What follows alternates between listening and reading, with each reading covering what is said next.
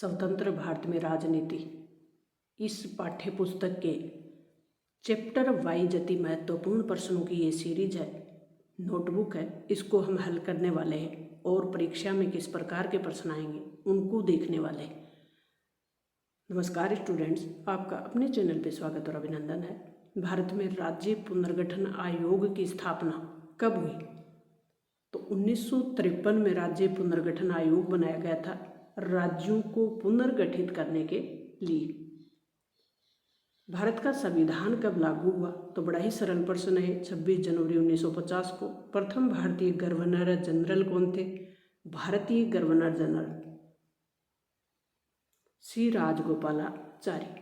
हैदराबाद के शासक को क्या कहा जाता था? निजाम के नाम से जाना जाता था हैदराबाद के शासक को। रियासतों को भारत में मिलाने में महत्वपूर्ण योगदान सरदार वल्लभ भाई पटेल का था, जो कि तत्कालीन भारत के उप प्रधानमंत्री भी थे और गृह मंत्री भी थे। पूर्वी पाकिस्तान को वर्तमान में किस नाम से जाना जाता है? तो वर्तमान में बांग्लादेश के नाम से जाना जाता है पूर्वी पाकिस्तान को। स्वतंत्रता के समय भारत के सामने प्रमुख चुनौती क्या थी? तो स्वतंत्रता के समय जब भारत आज़ाद हुआ, विकट परिस्थितियों में आज़ाद हुआ, उस समय भारत के सामने 3 प्रमुख चुनौती थी। कौन कौन सी? भारत को एकता के सूत्र में बांधे रखने की, यानी राष्ट्रीय एकीकरण की, लोकतंत्र को कायम करने की और आर्थिक विकास की। तो तीनों चुनौतियां थी उपरोक्त सभी भारत के सामने। स्वतंत्र भारत के सामने 3 प्रमुख चुनौतियां थी। बृहत्तर पंजाब से निर्मित राज्य कौन सा है? तो ये उत्तराखंड और हरियाणा। भारत पाकिस्तान विभाजन के समय भारत में कुल रजवाड़ों की संख्या कितनी थी? 565। नोआखली उस समय चर्चा में था जब देश आज़ाद हुआ और यहाँ सांप्रदायिक दंगे हुए थे, इसलिए चर्चा में था। तो ये वर्तमान में किस देश में है? तो बांग्लादेश में है। प्रसिद्ध फिल्म गर्म हवा किस वर्ष बनी थी? तो ये बनी थी 1973 में। 14 और 15 अगस्त की मध्य रात्रि को प्रधानमंत्री, उस समय के प्रधानमंत्री पंडित जवाहरलाल नेहरू ने संविधान सभा में, कहाँ पे दिया था भाषण? संविधान सभा में। उस भाषण का नाम क्या था? तो भाग्य वधु से चिर प्रतीक्षित भेंट, जिसको अंग्रेजी में बोलते हैं ट्रिस्ट विद डेस्टिनी। 1951 में भारतीय आबादी का कुल कितना प्रतिशत मुस्लिम जनसंख्या थी? तो 12%। विभाजन पे बनी किन्हीं 2 फिल्मों के नाम लिखने हैं, तो गर्म हवा और पिंजर आप लिख सकते हो। विभाजन से सबसे अधिक प्रभावित 2 राज्यों के नाम लिखिए, पंजाब और बंगाल। तो ये अति महत्वपूर्ण प्रश्न है अपने विभाजन के समय प्रभावित 2 राज्यों के नाम। 14 और 15 अगस्त को दिया गया भाषण। सांप्रदायिक हिंसा के विरोध में महात्मा गांधी ने प्रथम बार उपवास कहाँ रखा था? 1948 में रखा था, कोलकाता में। महात्मा गांधी की हत्या कब हुई? 30 जनवरी 1948 को। स्वतंत्रता के समय भारत में कितनी देशी रियासतें थी? 565। महत्वपूर्ण प्रश्न है, बिल्कुल याद रखें आप। 565 रियासतें थी भारत जब आज़ाद हुआ उस समय। अंग्रेजों की भारत के प्रति क्या नीति थी? फूट डालो राज करो। सबसे पहले किस राज्य के राजा ने अपने राज्य को स्वतंत्र रखने की घोषणा की थी? त्रावणकोर के राजा ने ऐसा प्रयास किया था। संविधान सभा में शामिल होने से किस रियासत के नवाब ने मना किया था? भोपाल के नवाब ने। देशी रियासतों के एकीकरण के लिए किसने विशेष प्रयास किए थे? सरदार वल्लभ भाई पटेल, जिनको लौह पुरुष के नाम से जानते हैं। ये मोस्ट इंपॉर्टेंट प्रश्न लगा लें आप। रजवाड़ों के शासक भारतीय संघ में शामिल होने के लिए एक सहमति पत्र पर हस्ताक्षर करते थे, उसे कहा जाता था इंस्ट्रूमेंट ऑफ एक्सेशन। ऐसी 4 रियासतों के नाम लिखिए जिनका एकीकरण भारतीय संघ में कठिनाई से हुआ। जूनागढ़, हैदराबाद, मणिपुर और जम्मू कश्मीर। इन रियासतों को भारत के मानचित्र में, क्योंकि अब की बार भारत का मैप आएगा और 4 मार्क्स का आएगा, मैप आएगा 4 मार्क्स का, और इसी चैप्टर से आएगा वो, पहले चैप्टर से। तो उसमें से ये आपको जगह पता होना चाहिए। जूनागढ़ कहाँ है? गुजरात में है। हैदराबाद कहाँ है? वर्तमान का जो तेलंगाना है। मणिपुर कहाँ है? उत्तर पूर्व का स्टेट है, जो कि वर्तमान में बहुत ही चर्चित जगह है और राज्य है। जम्मू कश्मीर आपको पता ही है, भारत के उत्तर में, ऊपरी ऊपर। हैदराबाद के निजाम के खिलाफ किस स्थान के किसानों ने आंदोलन किया था? तेलंगाना के किसानों ने। हैदराबाद का निजाम आंदोलनकारी किसानों के खिलाफ अर्धसैनिक बल का प्रयोग करता था, जिसे किस नाम से जाना गया था? रजाकार। हैदराबाद का विलय भारत में किस प्रकार किया गया? एक सैनिक हस्तक्षेप किया गया वहाँ पोलो नाम की कार्रवाई द्वारा। मणिपुर के किस शासक ने सहमति पत्र पर हस्ताक्षर किए थे? बोध चंद्र सिंह ने। भारत का कौन सा प्रांत है जहाँ सर्वप्रथम सार्वभौमिक वयस्क मताधिकार के सिद्धांत के आधार पर चुनाव हुए? तो वो था मणिपुर। और मणिपुर चर्चित जगह है, ये आपको मैप में भी पता होना चाहिए। इससे संबंधित जितने भी फैक्ट अपने इस चैप्टर में बन रहे हैं वो भी आपको ध्यान होने चाहिए। कांग्रेस ने किस अधिवेशन में भाषा के आधार पर राज्यों के पुनर्गठन की बात कही? 1920 के नागपुर अधिवेशन में भाषा के आधार पर किस प्रांत में सर्वप्रथम विरोध प्रदर्शन हुए थे? मद्रास प्रांत में। और भाषा के आधार पर सर्वप्रथम कौन सा राज्य बना था? आंध्र प्रदेश बना था भाषा के आधार पर। और आंध्र प्रदेश में अलग राज्य की मांग करते हुए किस नेता की मृत्यु हो गई थी? पोट्टी श्रीरामुलु की। भाषा के आधार पर सर्वप्रथम किस राज्य का निर्माण हुआ? मोस्ट इम्पोर्टेंट पर्सन है अपना आंध्र प्रदेश। आंध्र प्रदेश के निर्माण के लिए प्रधानमंत्री ने घोषणा कब की? दिसंबर 1952 को। राज्य पुनर्गठन आयोग कब बना? मोस्ट इम्पोर्टेंट पर्सन लगा लें आप, 1953। भारत में वर्तमान में कितने राज्य और केंद्र शासित हैं? 28 और 8 है। 2 जून 2014 को आंध्र प्रदेश से अलग करके एक राज्य बनाया गया था। नवीनतम राज्य है वो, मोस्ट इम्पोर्टेंट पर्सन है। ये कौन सा है? तेलंगाना। वर्ष 2000 में 3 राज्य बने थे। कौन कौन से बने? छत्तीसगढ़, उत्तराखंड और झारखंड। मिजोरम कब बना? मिजोरम और अरुणाचल प्रदेश 1987 में। 72 में असम से अलग बना होकर जो बने वो थे मेघालय, मणिपुर और त्रिपुरा। ये भी राज्य आपको पता होना चाहिए मैप में। मेघालय, मणिपुर और त्रिपुरा उत्तर पूर्व के स्टेट है, 7 सिस्टर्स। आगे आपको मैप में मैं आपको बताऊंगी कहाँ पे है। नागालैंड राज्य कब बना था? 1963 में। 1966 में पंजाब से कौन से राज्य बनाए गए थे? पंजाब, हरियाणा और हिमाचल प्रदेश। राज्य पुनर्गठन आयोग ने 1956 में कितने राज्य और केंद्र शासित प्रदेश बनाए? उस समय 1956 में जो अपना पुनर्गठन अधिनियम पारित हुआ उस समय 14 राज्य बनाए और 6 केंद्र शासित प्रदेश बनाए। स्वतंत्र भारत के समक्ष चुनौतियां कौन सी थी? लोकतंत्र की स्थापना की, समाज में गरीबी से वंचित तबका है उसके विकास करने की। 1947 की त्रासदी को अपनी रचनाओं के माध्यम से प्रस्तुत किया था, तो वो कौन से कलाकार थे? मोहम्मद फैज और अमृता प्रीतम। द्विराष्ट्र का सिद्धांत किसने दिया था? द्विराष्ट्र का सिद्धांत क्या था? कि हिंदुस्तान वो एक देश नहीं है, वो पाकिस्तान और भारत 2 देशों का समूह है। तो 2 देशों का द्विराष्ट्र सिद्धांत प्रतिपादित किया मोहम्मद अली जिन्ना। और मुस्लिम लीग एक पार्टी थी जो 1906 में बनी थी। भारतीय विभाजन की योजना किसके नाम से जानी जाती है? माउंटबेटन योजना के नाम से। ये निबंधात्मक प्रश्न है इसमें कि स्वतंत्रता के बाद राज्य पुनर्गठन आयोग की सिफारिशों को समझाते हुए आलोचनात्मक वर्णन करना है उसका। स्वतंत्र भारत के समक्ष कौन सी चुनौतियां थी? तो राष्ट्र निर्माण की थी, लोकतंत्र को बनाए रखने की थी, आर्थिक विकास की रूपरेखा तैयार करने की थी। 3 चुनौतियां थी ये महत्वपूर्ण।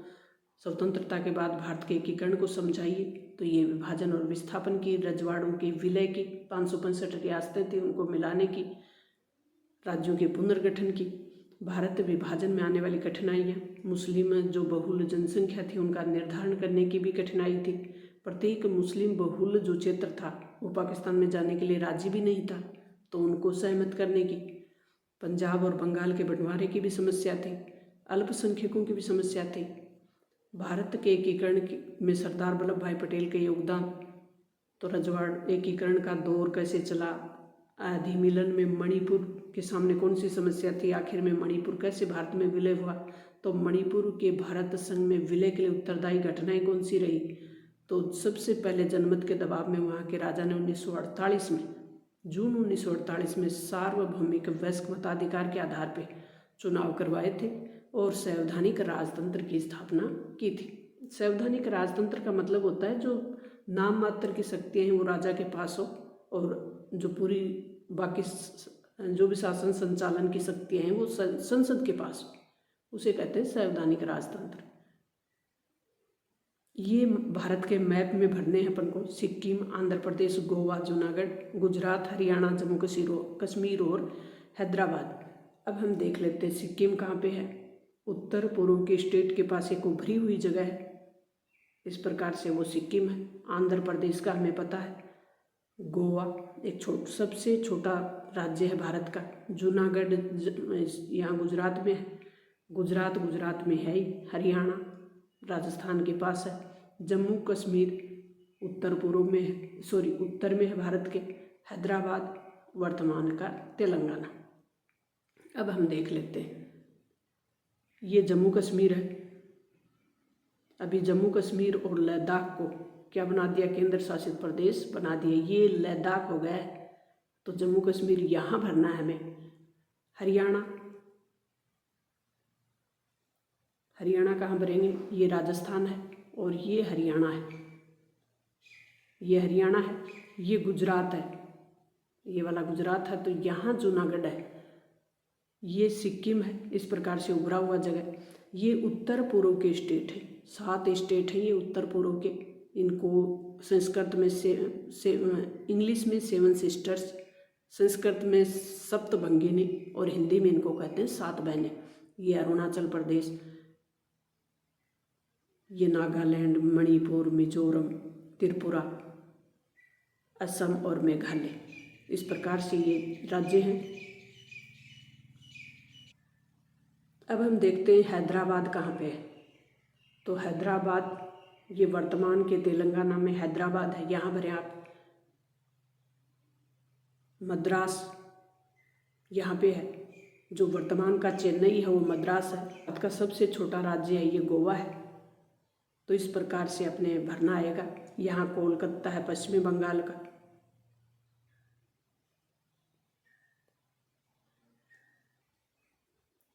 नेक्स्ट अपना महत्वपूर्ण चैप्टर है एक दल के प्रभुत्व का दौर। एक दल मतलब कांग्रेस पार्टी, वो कांग्रेस पार्टी जिसकी स्थापना 1885 में हुई थी और पूरा स्वतंत्रता आंदोलन इसी पार्टी के नेतृत्व में लड़ा गया था। तो जब देश आज़ाद हुआ 1952 में पहला आम चुनाव हुआ, तो यही पार्टी 1952 से 1967 तक 67 तक 4 आम चुनाव हो चुके थे और 4 आम चुनाव कांग्रेस पार्टी ही पक्ष और विपक्ष, केंद्र और राज्य दोनों जगह, यानी केंद्र की संसद और राज्यों की विधानसभा दोनों जगह यही पार्टी विजय हो रही थी और यही सरकार बना रही थी। तो इस दौर को कहते हैं एक दल के प्रभुत्व का दौर। अब हम चारों जो 1952 से लेकर 1967 तक कांग्रेस पार्टी ने पहले आम चुनाव, दूसरे आम चुनाव, तीसरे आम चुनाव में कैसे कितनी सीटें प्राप्त की, उनके बारे में भी बातें करेंगे। तो चलते हैं आगे। कांग्रेस पार्टी ने लोकसभा के पहले चुनाव में कितनी सीटें प्राप्त की थी, तो ये 364 सीटें प्राप्त की थी पहले आम चुनाव में। Communist party of India Bharat में पहली बार किस राज्य में सत्ता में आई थी, तो एकमात्र ऐसा राज्य था जहां गैर कांग्रेसी सरकार पहली बार बनी थी, वो थी केरल।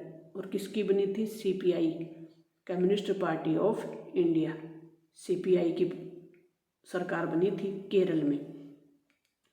त्रावणकोर कोची वर्तमान में किस राज्य में स्थित है, तो ये केरल में है। भारत रत्न से सम्मानित पहले भारतीय कौन थे, तो C राजगोपालाचारी। A.K. गोपालन किस राज्य के प्रमुख कम्युनिस्ट नेता थे, वो थे केरल के। 1952 के आम चुनाव में कितने प्रतिशत मतदाता थे वो साक्षर थे, तो मात्र 15% लोग थे वो साक्षर थे। कांग्रेस सोशलिस्ट पार्टी के संस्थापक कौन थे, आचार्य नरेंद्र देव। भारत में दलितों के मसीहा कौन माने जाते हैं, B.R. अम्बेडकर। स्वतंत्र पार्टी का गठन किसने किया था, C राजगोपालाचारी ने। भारत का संविधान कब बनकर तैयार हुआ, इस पॉइंट को ध्यान रखें। एक तो लागू हुआ और एक बनकर तैयार हुआ 26 नवंबर 1949 को। भारतीय जनसंघ के संस्थापक कौन थे, तो श्यामा प्रसाद मुखर्जी। भारतीय संविधान पे हस्ताक्षर कब हुए, तो ये हुए 24 जनवरी 1950 को। भारत के पहले चुनाव आयुक्त कौन थे, मोस्ट इम्पोर्टेंट पर्सन है अपना सुकुमार सेन। स्वतंत्र भारत के प्रथम शिक्षा मंत्री कौन थे, अब्दुल कलाम आज़ाद। स्वतंत्र भारत का पहला आम चुनाव कब हुआ था, ये भी मोस्ट इम्पोर्टेंट पर्सन है 1952 में। स्वतंत्र भारत का पहला आम चुनाव 1952 में। स्वतंत्र भारत के प्रथम स्वास्थ्य मंत्री कौन थे? तो राजकुमारी अमृत कौर। 1959 में कांग्रेस सरकार ने किस अनुच्छेद के अंतर्गत, ये भी मोस्ट इम्पोर्टेंट प्रश्न है, केरल की कम्युनिस्ट सरकार को बर्खास्त कर दिया था? अनुच्छेद कौन सा था वो? अनुच्छेद 356। राष्ट्रपति शासन किसी राज्य में लगाया जाता है तो अनुच्छेद 356 का प्रयोग किया जाता है। तो आपको ध्यान होगा अनुच्छेद 352, 356 और 360 जो कि राष्ट्रपति की आपातकालीन शक्तियाँ हैं। तो किसी राज्य में राष्ट्रपति शासन लगाना हो, किसी राज्य की सरकार को बर्खास्त करना हो तो किस अनुच्छेद का प्रयोग किया जाता है? अनुच्छेद 356 का। कांग्रेस सोशलिस्ट पार्टी का गठन कब हुआ था? तो 1934 में। इंडिपेंडेंट लेबर पार्टी के संस्थापक कौन थे? BR अम्बेडकर। ये भी याद रखें आप। स्वतंत्र भारत के पहले संचार मंत्री कौन थे? रफ़ी अहमद किदवई।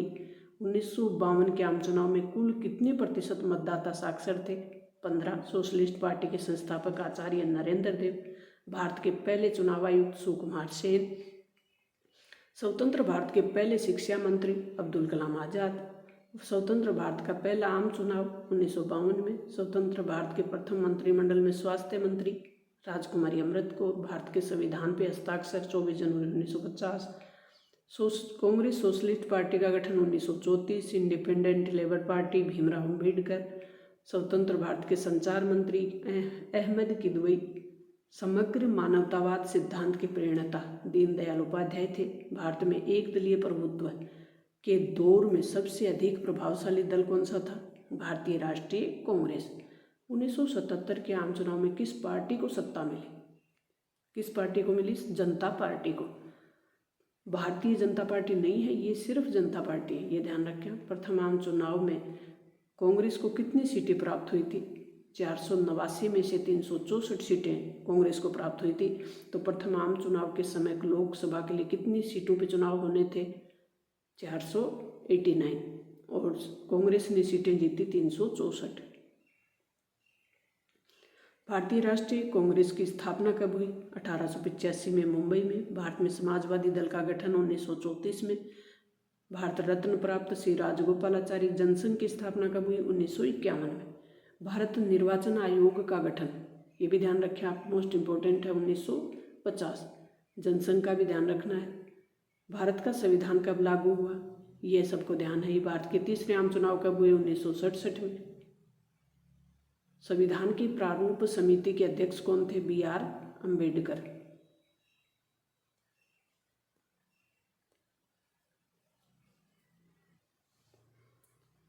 हाँ, तीसरे आम चुनाव, इसको संशोधित कर लें आप। पहले आम चुनाव 1952 में हुए, दूसरे 57 में हुए, तीसरे 62 में हुए और चौथे हुए 67 में। तो 67 में चौथे हुए, इसको 62 कर लें। तीसरे आम चुनाव पूछें तो 1962। संविधान के प्रारूप समिति के अध्यक्ष कौन थे? BR अम्बेडकर। 1957 में केरल में किस पार्टी की सरकार बनी थी? कम्युनिस्ट पार्टी की। प्रथम आम चुनाव में कितने राष्ट्रीय और राज्य स्तरीय दल थे? तो 14 राष्ट्रीय थे और 52 राज्य स्तरीय दल थे। भारत ने किस चुनाव प्रणाली को अपनाया? ये भी मोस्ट इम्पोर्टेंट है। सार्वभौमिक वयस्क मतदान पद्धति को 18 वर्ष से ऊपर का हर भारतीय नागरिक बिना किसी भेदभाव के मत देने का अधिकारी है। उस समय 21 वर्ष थी। 61वां संविधान संशोधन करके 18 वर्ष की। जनसंघ किस विचार पे जोर देता है? एक देश, एक संस्कृति और एक राष्ट्र। जनसंघी पार्टी के प्रमुख नेता श्यामा प्रसाद मुखर्जी, दीनदयाल उपाध्याय। रूस की बोल्शेविक क्रांति 1917। भारत में किस प्रकार की दलीय व्यवस्था को अपनाया गया है? बहुदलीय व्यवस्था। बिल्कुल आपको कन्फर्म रखना है। बहुदलीय व्यवस्था कौन सी होती है? जिसमें 2 से अधिक दल हों, उसे कहते हैं बहुदलीय। किस नेता के आने से कांग्रेस पार्टी ने एक आंदोलन का रूप ले लिया था? महात्मा गांधी। भारत में दलितों के मसीहा डॉक्टर भीमराव अम्बेडकर। संविधान बनकर तैयार हुआ। स्वतंत्र पार्टी का गठन, जनसंघ के संस्थापक। 1959 में कांग्रेस सरकार ने किस अनुच्छेद के अंतर्गत कम्युनिस्ट सरकार को बर्खास्त किया? 356। राष्ट्रपति शासन किस अनुच्छेद के तहत लगाया जाता है? इसे भी पूछा जा सकता है। तो अनुच्छेद 356। अब हमारे दीर्घ उत्तरीय प्रश्न होंगे, उसमें 3 मार्क्स का। प्रथम आम चुनाव के समय समय आलोचक ऐसा क्यों मानते थे कि भारत में सफलतापूर्वक प्रथम आम चुनाव नहीं करवाए जा सकते थे? ऐसा क्यों माना जाता था उस समय? क्योंकि उस समय की जो अधिकांश जनसंख्या थी, भारत एक बड़ा देश था और अधिकांश जनसंख्या थी वो ऐसा अक्सर थी, तो उनको समझाना कि भारत में सार्वभौमिक वयस्क मतदान पद्धति से चुनाव होंगे, एक निर्वाचक मंडल होगा, ये कठिन काम था। भारत के अधिकांश मतदाताओं को ये बताना और उन तक पहुंच बनाना, क्योंकि उस समय सोशल मीडिया नहीं था, संचार के साधन नहीं थे। भारत में लोकतंत्र स्थापित करने की चुनौतियां बतानी है। कौन सी चुनौती थी? भारतीय राष्ट्रीय कांग्रेस की कार्यप्रणाली पर संक्षिप्त टिप्पणी। भारत में लंबे समय तक एक दलीय प्रभुत्व, मोस्ट इम्पोर्टेंट प्रश्न लगा लें आप ये। भारत में लंबे समय तक कांग्रेस दलीय प्रभुत्व के लिए उत्तरदायी 2 कारण बताने। कौन से कारण थे जिसके कारण कांग्रेस राज्य और केंद्र दोनों जगह विजय हो रही थी और पक्ष और विपक्ष की भूमिका में भी कांग्रेस ही थी? तो राष्ट्रीय स्वतंत्रता आंदोलन में कांग्रेसी नेताओं का जनता में लोकप्रिय रहना और जवाहरलाल नेहरू जैसे करिश्माई व्यक्तित्व का होना, ये 2 प्रमुख कारण। भारतीय दलीय व्यवस्था की 2 विशेषता लिखनी है, ये भी मोस्ट है। एक दलीय व्यवस्था क्या होती है? जिसमें एक ही दल का वर्चस्व हो, उसे एक दलीय व्यवस्था कहते हैं। जैसे चीन में है, निर्दलीयों की बढ़ती संख्या एक चुनौती है। भारत में स्वतंत्रता प्राप्ति से पूर्व राजनीतिक दलों पर टिप्पणी। तो कौन कौन से राजनीतिक दल थे वो बताने हैं आपको। तो भारतीय राष्ट्रीय कांग्रेस, जिसकी स्थापना 1985 में हुई। मुस्लिम लीग थी एक पार्टी जो 1906 में बनी, और एक भारतीय साम्यवादी दल थी जो 1924 में बना, और एक भारतीय समाजवादी पार्टी थी जो कांग्रेस से ही अलग होकर 1934 में बनी थी, आचार्य नरेंद्र देव ने। तो इनके संस्थापकों के भी नाम याद रखने आपको। और ये कब बनी? डॉक्टर भीमराव अंबेडकर के बारे में आप क्या जानते हैं? तो ये शेड्यूल कास्ट फेडरेशन की स्थापना डॉक्टर अंबेडकर ने की थी। हिंदू कोड बिल भी डॉक्टर अंबेडकर लेके आए थे। भारतीय क्षेत्रीय दलों की प्रकृति बतानी है। कांग्रेस पार्टी के नेतृत्व में पहले से लेकर तीसरे आम चुनाव में लोकतंत्र स्थापित करने में किस प्रकार की मदद की, ये भी आपको याद रखना है। मतदान के 2 तरीकों का वर्णन कीजिए, ये भी मोस्ट इम्पोर्टेंट है, पिछली बार आ भी चुका है। मतदान के 2 तरीके, मतपत्र के द्वारा उस समय मतदान के कितने, अब तक मतदान के कितने तरीके अपनाए जा चुके हैं? तो मतपत्र से और ईवीएम से। दल बदल से आप क्या समझते हैं? कांग्रेस किन अर्थों में एक विचारधारात्मक संगठन थी? कांग्रेस में मौजूद विभिन्न विचारधारात्मक उपस्थितियों का उल्लेख करना है। राजनीतिक दलों के प्रमुख तत्वों को भी समझाना है।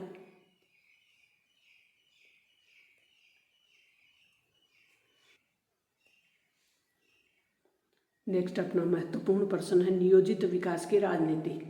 पहले चैप्टर में हमने देखा राष्ट्रीय एकीकरण की चुनौती, दूसरे चैप्टर में हमने देखा लोकतंत्र की स्थापना की चुनौती, और तीसरा चैप्टर है जो कि विकास की चुनौती।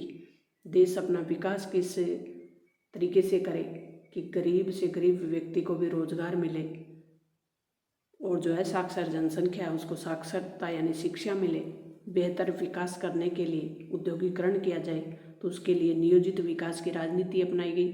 प्लानिंग सिस्टम, नियोजित का मतलब होता है प्लानिंग सिस्टम से विकास करना।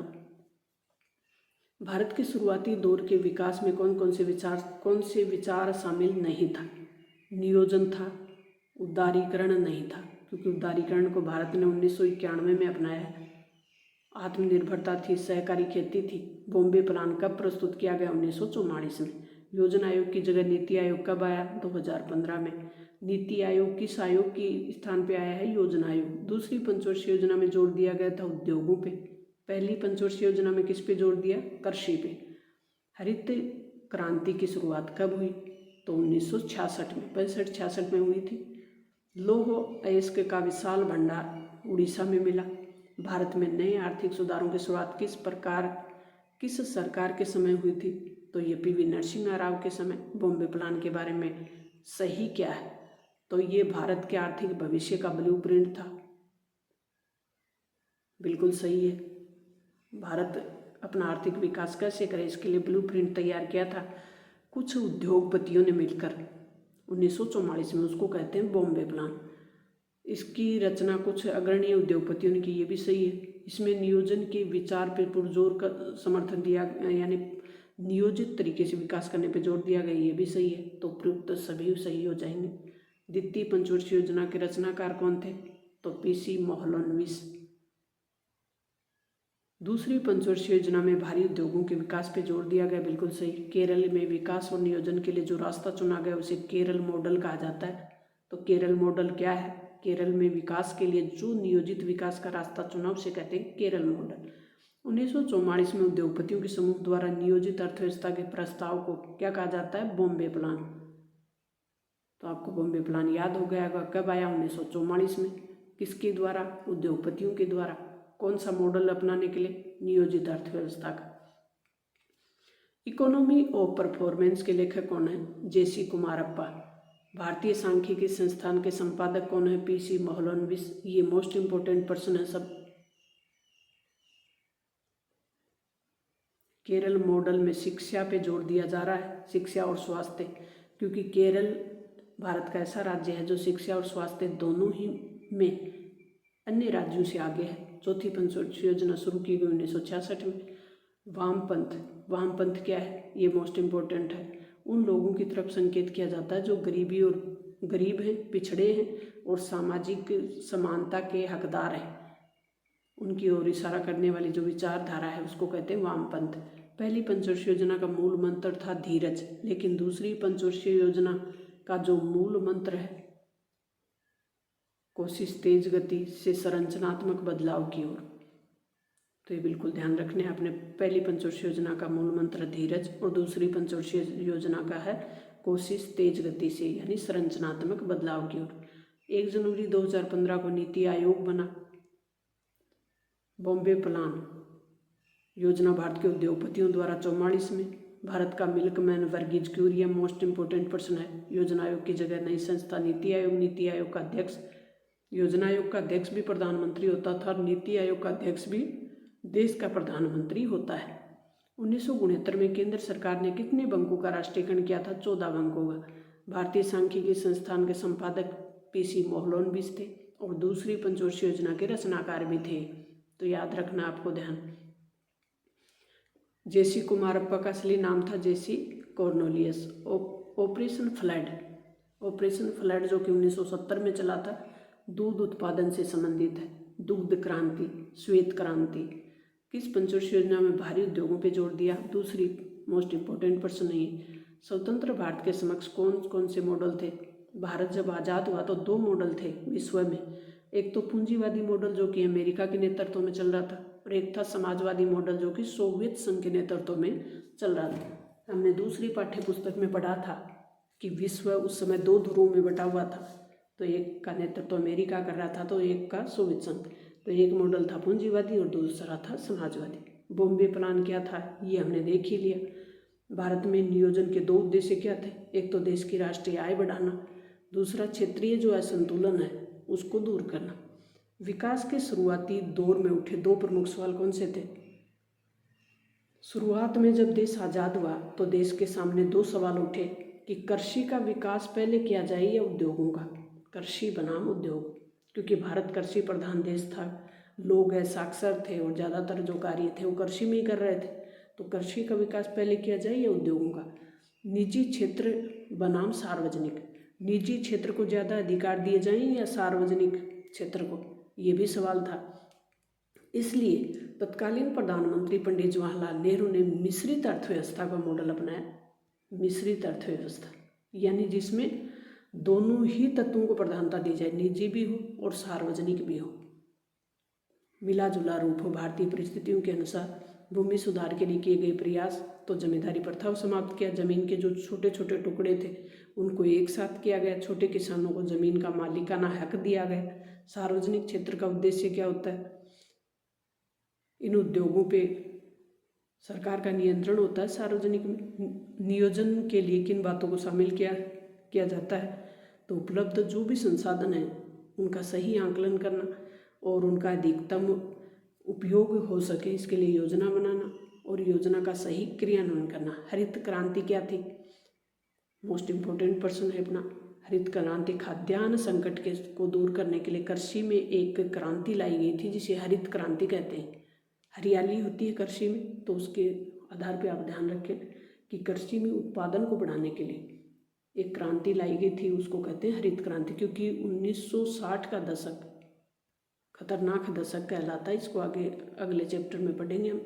तो खाद्यान्न संकट बहुत बड़ी समस्या थी इस समय, तो 1960 का दशक यानी 1966 में हरित क्रांति लाई गई उत्पादन को बढ़ाने के लिए। हरित क्रांति की कमी क्या थी? तो अनाजों पे लागू नहीं की गई ये सभी अनाज, इसमें सिर्फ गेहूं और चावल पे जोर दिया गया। देश के सभी क्षेत्रों में नहीं अपनाई गई, क्योंकि ये हरियाणा और पश्चिमी उत्तर प्रदेश के आसपास, पंजाब हरियाणा और पश्चिमी उत्तर प्रदेश के आसपास के एरियो में ही डेवलप हो पाई। छोटे किसानों को इससे फ़ायदा नहीं हुआ। वामपंथ क्या है? मोस्ट इम्पोर्टेंट है।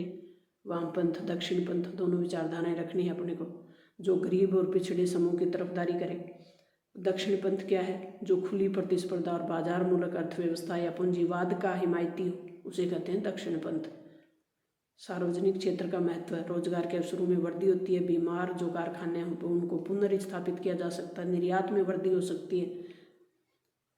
भारत में आर्थिक सुधारों की नीति 1991 में अपनाई गई थी। गांधीवादी आर्थिक नीतियों को लागू करने की कोशिश किसने की थी? जे.सी. कुमारप्पा।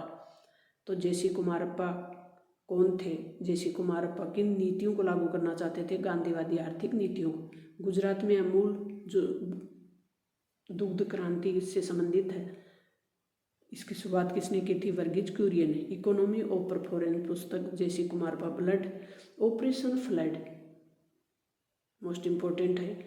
ऑपरेशन फ्लड एक ग्रामीण विकास कार्यक्रम था। ऑपरेशन फ्लड क्या था? एक ग्रामीण विकास कार्यक्रम था। दुग्ध उत्पादन से संबंधित था, श्वेत क्रांति से संबंधित था। कब हुआ? 1970 में। स्वतंत्रता के भारत में किस प्रकार की आर्थिक नीति अपनाई गई? स्वतंत्रता के बाद भारत ने संरक्षणवाद की नीति अपनाई थी, और 1991 में हमने कौन सी नीति अपनाई? उदारवादी नीति। नीति आयोग का पूरा नाम राष्ट्रीय भारत परिवर्तन संस्थान, national institute for transforming India. योजना आयोग की स्थापना 1950 में हुई थी। भारत में नियोजन की जो प्रक्रिया है वो किस देश से ली थी हमने? सोवियत संघ से। ये भी मोस्ट इम्पोर्टेंट पर्सन है। पहली पंचवर्षीय योजना कब लागू हुई? 1951 से 56।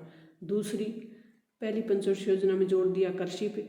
स्वतंत्रता प्राप्ति के बाद किस आर्थिक प्रणाली को भारत में अपनाया? मिश्रित अर्थव्यवस्था को। हरित क्रांति के दौरान किस फसल का उत्पादन सर्वाधिक हुआ? गेहूं का। दूसरी पंचवर्षीय योजना 1956 में। इन प्रश्नों को आपको याद नहीं हो रहे हैं तो आप बिल्कुल ध्यान से दोबारा देख लें। दूसरी पंचवर्षीय योजना 1956 मोस्ट इम्पोर्टेंट प्रश्न है। दूसरी पंचवर्षीय योजना के दौरान औद्योगिक विकास बनाम कृषि विकास का विवाद फैला था। इस विवाद के क्या तर्क दिए गए थे? तो इसको बिल्कुल आप देख लें। पहली और दूसरी पंचवर्षीय योजना में क्या अंतर है? तो पहली पंचवर्षीय योजना में कृषि पे जोर दिया, दूसरी में उद्योगों पे जोर दिया।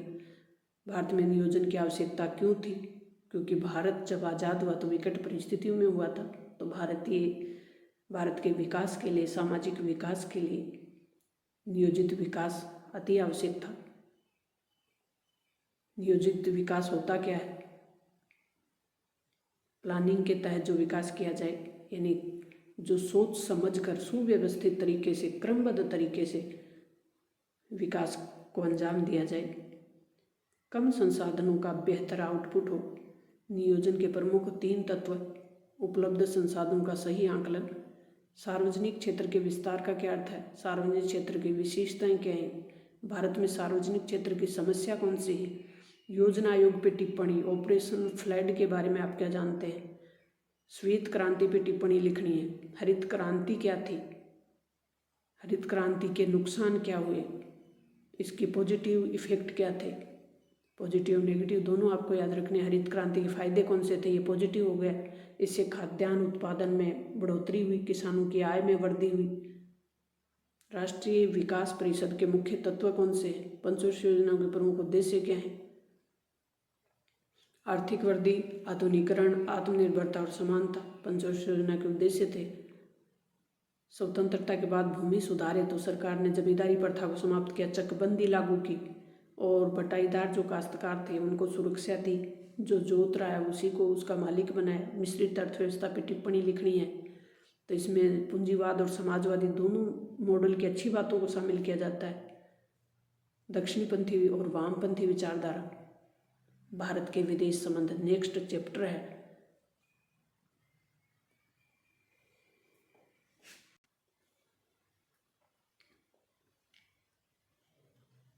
भारत के विदेश संबंध।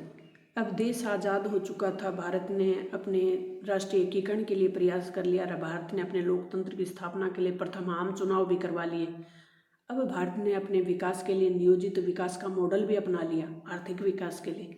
अब भारत के सामने चुनौती थी कि भारत अब स्वतंत्र हो चुका है, उसे एक स्वतंत्र विदेश नीति की जरूरत है। इसके लिए उसने कूटनिरपेक्षता की नीति का पालन किया और विदेश संबंध यानी अपने पड़ोसियों से और देश विश्व में अन्य देशों से किस प्रकार के संबंध भारत ने अपनाए, उसका उल्लेख इस चैप्टर में होगा। तो इसके महत्वपूर्ण प्रश्न देखेंगे।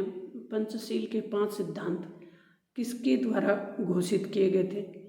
तो पंडित जवाहरलाल नेहरू ने पंचशील के 5 सिद्धांत, पंचशील, पंच का मतलब 5, शील मतलब आचरण, चीन के साथ एक नीति तय की थी, उसमें पंचशील के सिद्धांत प्रतिपादित किए थे। उस समय देश के प्रधानमंत्री थे पंडित जवाहरलाल नेहरू। गुटनिरपेक्ष आंदोलन के प्रेरणता कौन थे? नासिर भी थे, जो कि मिस्र के नेता थे। मार्शल टिटो भी थे, युगोस्लाविया के थे। पंडित जवाहरलाल नेहरू थे, जो कि भारत के थे। उपयुक्त सभी। कूटनिरपेक्षता की नीति के संदर्भ में अर्थ क्या है? मोस्ट इम्पोर्टेंट है, ये प्रश्न अपने ध्यान रखें। युद्ध में शामिल न होने की नीति का पालन करना, गुटनिरपेक्षता की नीति, यानी सैनिक गुटों से अलग रहने की नीति गुटनिरपेक्षता की नीति कहलाती है। क्योंकि उस समय विश्व में जब देश आज़ाद हुआ तो 2 सैनिक गुट थे। एक तो नाटो जो कि अमेरिका के नेतृत्व में था, एक था वारसा जो कि सोवियत संघ के नेतृत्व में था। तो भारत जैसे 2 भी देश स्वतंत्र हुए थे, उनके सामने एक चुनौती थी कि वो या तो अमेरिका के नेतृत्व में जाएं या सोवियत संघ के। तो भारत ने इस प्रकार की किसी नीति का पालन नहीं किया और अपनी खुद की गुटों से अलग रहने की नीति अपनाई, जो गुटनिरपेक्षता की नीति कहलाता है। निम्न में से कौन सा कथन गुटनिरपेक्ष आंदोलन के उद्देश्यों पर प्रकाश डालता है? तो वो कौन सा है? किसी भी सैन्य संगठन में शामिल होने से इनकार करना, बिल्कुल सही। उपनिवेशवाद से मुक्त हुए देशों को स्वतंत्र विदेश नीतियाँ अपनाने का समर्थन करना। स्वतंत्र विदेश नीति होगी तो कोई भी मामला हो विश्व स्तर का, वो सही और गलत के आधार पर निर्णय ले सकते, किसी के दबाव में नहीं, तो उसे कहते हैं स्वतंत्र विदेश नीति। वैश्विक आर्थिक असमानता की समाप्ति पर ध्यान केंद्रित करना, बिल्कुल उपयुक्त सभी। भारत और पाकिस्तान के बीच 1948 में युद्ध की फलस्वरूप किस प्रांत के 2 हिस्से हुए थे? तो कश्मीर के। भारतीय विदेश नीति की प्रमुख विशेषता क्या है? पंचशील। ये जो पॉइंट दिए हुए हैं इनमें पूछा गया है कि भारतीय विदेश नीति की इनमें से कौन सी विशेषता है? तो पंचशील है। सैन्य गुट नहीं है, गुटबंदी भी नहीं है, उदासीनता भी नहीं है। भारतीय विदेश नीति किन कारकों से प्रभावित है? तो घरेलू कारक, सांस्कृतिक कारक, अंतर्राष्ट्रीय कारक, घरेलू और अंतर्राष्ट्रीय दोनों कारकों से प्रभावित है। भारतीय विदेश नीति के जनक कौन है?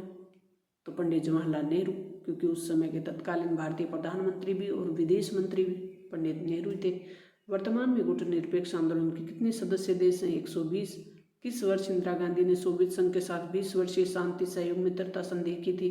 तो 1971 में। साल थी 1971 की। मोस्ट इम्पोर्टेंट प्रश्न है ये, बिल्कुल ध्यान रखें आप। 1950 में किस देश ने तिब्बत पर नियंत्रण स्थापित किया था? चीन ने। किस वर्ष तिब्बत के नेता दलाई लामा ने भारत में शरण ली? तो 1959 का साल था वो, ये ध्यान रखें आप। भारत का सिंधु नदी जल बंटवारे को लेकर किस देश के साथ विवाद है? पाकिस्तान के साथ। 29 अप्रैल 1954 को भारत के प्रधानमंत्री पंडित जवाहरलाल नेहरू ने किस देश के साथ पंचशील के समझौते पर हस्ताक्षर किए? चीन के साथ। ये समझौता कब हुआ था? ये भी मोस्ट इम्पोर्टेंट है। 29 अप्रैल 1954 का दिन था जब पंचशील के सिद्धांतों का प्रतिपादन किया गया। किस वर्ष भारत ने द्वितीय परमाणु परीक्षण किया? 1998 में। किस वर्ष इंडोनेशिया के बांडुंग शहर में अफ्रो एशियाई सम्मेलन का आयोजन हुआ था? तो 1955 में। 1966 में किन देशों के मध्य ताशकंद समझौता हुआ? तो वो था भारत और पाकिस्तान। किस वर्ष गुटनिरपेक्ष आंदोलन का प्रथम सम्मेलन बेलग्रेड में संपन्न हुआ? तो ये था 1961 में। बेलग्रेड शिखर सम्मेलन कब हुआ? 1961 में। भारत ने पहला परमाणु परीक्षण कब किया? 1974 में। कहाँ पे? पोखरण में। ये सुमेलित करना, ये मोस्ट है, इनको याद कर लें बिल्कुल आप। ये अलग से भी आ सकते हैं, मिलान में भी आ सकते हैं। ताशकंद समझौता कब हुआ? 1966 में हुआ। शिमला समझौता 1972 में हुआ। पंचशील की घोषणा 1954 में हुई। भारत चीन युद्ध 1962 में हुआ। अति लघुतरात्मक प्रश्नों में किस देश की विदेश नीति पर प्रभाव पड़ता है? किसी देश की विदेश नीति पर किसका प्रभाव पड़ता है? उसका घरेलू वातावरण कैसा है और अंतर्राष्ट्रीय स्तर पे वातावरण कैसा है, दोनों का प्रभाव पड़ता है। कोई भी देश की विदेश नीति तय होती है तो। नेताजी सुभाष चंद्र बोस ने कौन सी आर्मी का गठन किया था? Indian national army. शीत युद्ध के दौरान भारत किसी भी खेमे में शामिल क्यों नहीं होना चाहता था? क्योंकि भारत महाशक्तियों के सैन्य गठबंधन से अपने को दूर रखना चाहता था। चीन की कम्युनिस्ट सरकार को मान्यता देने वाला प्रथम देश था, भारत ही था। पंचशील की घोषणा कब और किसने की? पंडित जवाहरलाल नेहरू और चीन की तरफ से चाउ एन लाई थे। भारत ने दलाई लामा को शरण कब दी? 1959 में। मोस्ट इम्पोर्टेंट प्रश्न है, किसको शरण दी थी? दलाई लामा को। बौद्ध धर्म के गुरु थे। दलाई लामा ने भारत में अपना निवास कहाँ बनाया? चीन ने भारत पर आक्रमण कब किया? अक्टूबर 1962 को। प्रथम एशियाई सम्मेलन कब और कहाँ हुआ? 1947 में। कहाँ पे हुआ? भारत में। सिंधु जल समझौता कब और किसके मध्य हुआ? 1960 में। प्रधानमंत्री नेहरू और पाकिस्तान के जनरल अयूब खां के मध्य। ताशकंद कब हुआ? 10 जनवरी 1966 को। लाल बहादुर शास्त्री और अयूब खां के बीच। मुजीब रहमान कौन थे? पूर्वी पाकिस्तान में आवामी लीग पार्टी के नेता थे, जो कि बांग्लादेश के संस्थापक बने। बांग्लादेश स्वतंत्र राष्ट्र कब बना? 1971 को। 16 दिसंबर 1971 को। शिमला समझौता 3 जुलाई 72 को। और इंदिरा गांधी और जुल्फ़िकार अली भुट्टो के मध्य। 1971 में 20 वर्षीय संधि किसके साथ हुई थी? सोवियत संघ के साथ। भारत ने अपना पहला परमाणु परीक्षण 1974 को और दूसरा 98 को। परमाणु अप्रसार संधि 1968 में। अप्रसार और 68 दोनों याद रखें आप। इस पे हस्ताक्षर भारत ने नहीं किए, क्योंकि भारत का मानना है कि ये जो परमाणु अप्रसार संधि है ये भेदभावपूर्ण है। जिसने परमाणु परीक्षण कर लिया उन पे लागू नहीं होती, जिसने परमाणु परीक्षण नहीं किया उन पे लागू होती है। तो इसलिए भारत इसको भेदभावपूर्ण मानता है 1968 वाली संधि को। इसको अंग्रेजी में एनपीटी कहते हैं। ठीक है, परमाणु अप्रसार संधि 68 अप्रसार। सच्ची गुटनिरपेक्षता की नीति जनता पार्टी सरकार ने 1977 में दूसरे विश्व युद्ध के बाद विकासशील देशों ने किस प्रकार की विदेश नीति अपनाई? जवाहरलाल नेहरू द्वारा निर्मित विदेश नीति का प्रमुख उद्देश्य संप्रभुता को बनाए रखना, क्षेत्रीय अखंडता को बनाए रखना और तेज रफ्तार से आर्थिक विकास करना। आज़ाद भारत ने किस प्रकार की विदेश नीति अपनाई? गुटनिरपेक्षता की। बांडुंग सम्मेलन कब और किस आंदोलन में इसकी नींव पड़ी थी? 1955 में हुआ है, अफ्रो एशियाई सम्मेलन में। भारत व चीन के मध्य विवाद का प्रमुख मुद्दा क्या है? सीमा विवाद प्रमुख मुद्दा है। चीन में लद्दाख वाले हिस्से में अक्साई चीन और अरुणाचल वाला जो हिस्सा है वहाँ पे चीन है वो बार बार दावा करता है और हस्तक्षेप करता है। तो सीमा विवाद भारत चीन के बीच मुख्य मुद्दा है। 1962 के युद्ध के बाद भारत चीन संबंध कैसे बहाल हुए? भारत और पाकिस्तान के बीच विवाद के प्रमुख मुद्दे भी आपको ध्यान रखने हैं और चीन और भारत के बीच के जो विवाद के मुद्दे हैं वो भी ध्यान रखने हैं। दोनों को ही आपको ध्यान रखना। दोनों के बीच कॉमन एक विवाद है, सीमा विवाद, और जल विवाद भी है। दोनों के बीच जल विवाद भी है, सीमा विवाद भी है। शिमला समझौता 1972 में हुआ। सच्ची गुटनिरपेक्षता जनता पार्टी ने रखी थी। भारत की परमाणु नीति क्या है? भारत की परमाणु नीति क्या है कि भारत अपने जो भी हथियार हैं, बड़े परमाणु हथियार हैं, उनका शांति और ऊर्जा के क्षेत्र में प्रयोग करेगा, पहले किसी भी देश पे हमला नहीं करेगा। भारत और पाकिस्तान के मध्य विवाद के कोई दो मुद्दे कौन से? कश्मीर विवाद, सीमा विवाद, नदी जल विवाद, पाकिस्तान द्वारा प्रायोजित आतंकवाद। भारत का सुरक्षा रणनीति कोई दो घटक बताने। अब हमारा जो मोस्ट इम्पोर्टेंट चैप्टर है कांग्रेस प्रणाली, चुनौतियां और पुनर्स्थापना वाला, ये हम करने वाले। इसके मोस्ट इम्पोर्टेंट प्रश्नों को करेंगे। कांग्रेस पार्टी का प्रभुत्व केंद्र कब तक रहा? एक दल के प्रभुत्व का दौर हमने देखा था। तो 1947 से 1977 तक केंद्र में प्रभुत्व केंद्र में कब तक रहा? 1947 से 1977 में। 1977 में पहली गैर कांग्रेसी सरकार बनी थी। गरीबी हटाओ का नारा किसने दिया था? इंदिरा गांधी ने। बांग्लादेश का निर्माण कब हुआ? 1971 में। मोस्ट इम्पोर्टेंट प्रश्न नहीं, बिल्कुल ध्यान रखें आप। भारत के किस राज्य में सर्वप्रथम गैर कांग्रेसी सरकार का गठन हुआ था? केरल में। कांग्रेस सोशलिस्ट पार्टी के संस्थापक कौन थे? आचार्य नरेंद्र देव। गैर कांग्रेसवाद का नारा किसने दिया था? तो ये दिया था डॉक्टर राम मनोहर लोहिया ने। स्वतंत्र भारत में पहला आम चुनाव कब हुआ था? तो 1952 में। 1977 में बनी प्रथम गैर कांग्रेसी सरकार का नेतृत्व कौन कर रहे थे? मोरारजी देसाई। कम्युनिस्ट पार्टी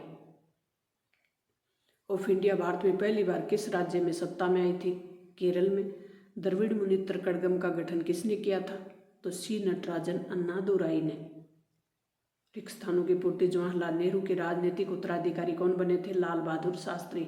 सी नटराजन अन्नादुराई ने 1949 में किस पार्टी का गठन किया था? 1949 में द्रविड़ मुनित्र कड़गम, डीएमके। कौन सी पार्टी बनी थी? डीएमके। लाल बहादुर शास्त्री कब से कब तक? 1964 से 1966 तक देश के प्रधानमंत्री रहे। पंडित नेहरू की मृत्यु के बाद इंदिरा गांधी की सरकार के शुरुआती फैसलों में से एक कौन सा था? मुद्रा अवमूलन का। जब देश के सामने खाद्यान्न संकट था तो अमेरिका से अनाज लेने के लिए, अमेरिका से अनाज निर्यात के लिए अमेरिका ने दबाव बनाया कि भारत को अनाज तभी दिया जाएगा जब वो मुद्रा का अवमूलन करेगा। कांग्रेस के भीतर ताकतवर और प्रभावशाली नेताओं का समूह क्या कहलाता था? सिंडिकेट। मोस्ट इम्पोर्टेंट प्रश्न नहीं है। जय जवान जय किसान का नारा लाल बहादुर शास्त्री। ताशकंद समझौता 10 जनवरी 1966 को हुआ था लाल बहादुर शास्त्री और अयूब खां के बीच। शिमला समझौता 72 में हुआ। 71 के आम चुनाव में गरीबी हटाओ का नारा दिया गया था। 1975 में आपातकाल की जांच के लिए एक आयोग गठित हुआ जिसका नाम था जेसी शाह आयोग इसका नाम था और इसके अध्यक्ष थे जेसी शाह। इन्हीं के नाम पे आयोग का नाम पड़ा शाह आयोग। 1960 के दशक को कौन सी संज्ञा दी जाती है? खतरनाक दशक। लाल बहादुर शास्त्री कब और प्रधानमंत्री कब तक रहे? 64 में बने, 66 तक रहे, 2 साल। और 1965 का युद्ध, 65 का भारत पाक युद्ध इन्हीं के नेतृत्व में लड़ा गया था। पंजाब में बनी संयुक्त विधायक दल की सरकार को कहा जाता है पीयूएफ की सरकार। चंद्रशेखर, चरणजीत यादव, मोहन धारिया, कृष्णकांत जैसे नेता किस गुट में शामिल हुए? युवा तर्क में। किंग मेकर किसे कहते हैं? किंग मेकर किसे कहते हैं? किसी नेता का प्रधानमंत्री बनने में महत्वपूर्ण भूमिका निभाने वाले जो नेता होते हैं वो कहलाते हैं किंग मेकर।